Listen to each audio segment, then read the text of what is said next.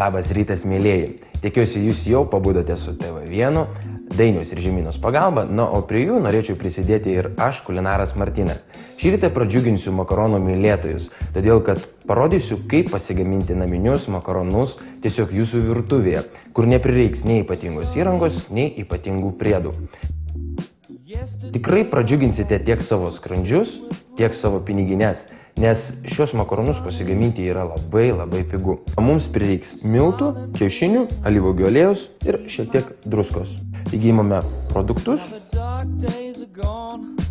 galime berti miltus, apytiksliai 175 gramams miltų mums prireiks vieno kiaušinio.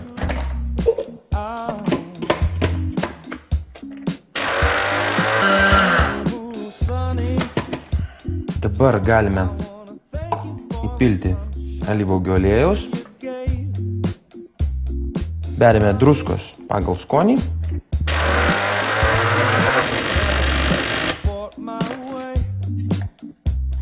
makaronų gamybai aš naudosiu štai tokį itališką makaronų aparatėlį.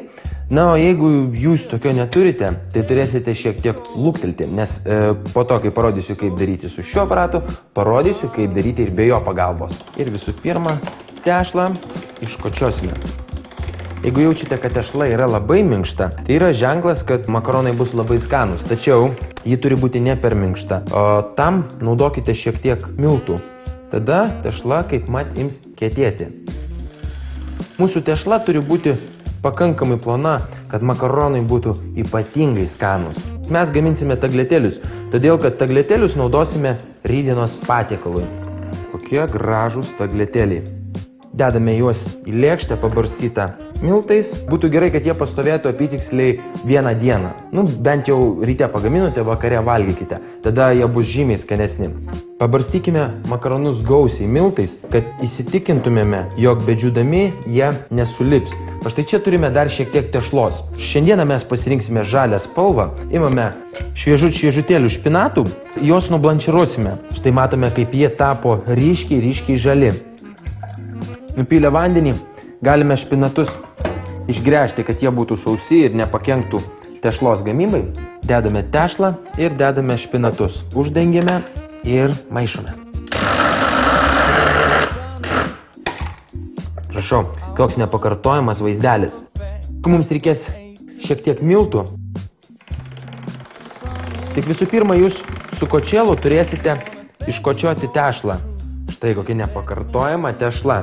Tačiau dabar, kaip jau prižadėjau jums, aš patrauksiu savo makaronų gamybos aparatėlį ir parodysiu jums, kaip pasigaminti makaronus.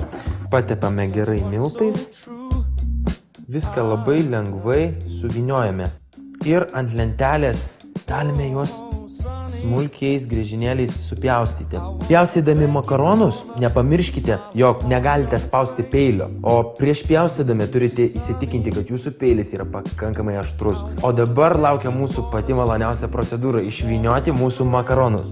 Imame už galo ir darome štai taip. O dabar išskirstykime makaronus ir pabarstykime juos miltais, tam, kad būtume tikri, kad jie nesulips. Mes juos galime dėti prie anksčiau pagamintų baltų makaronų. Jie jau pradėjo džiūti, tai yra geras ženklas. Tačiau netgi pilnai sudžiūvę, jie išvirs per 3-4 minutės. O šio ryto rubriką mes jau ir baigsime. Tačiau noriu priminti, kad rytoj ryte nepramykite ir pabuskite su TV1, nes šios makaronus mes dėsime į puodą ir gaminsime dar vieną nepakartojamą patiekalą. Taigi, iki pasimatymo rytoj ryte.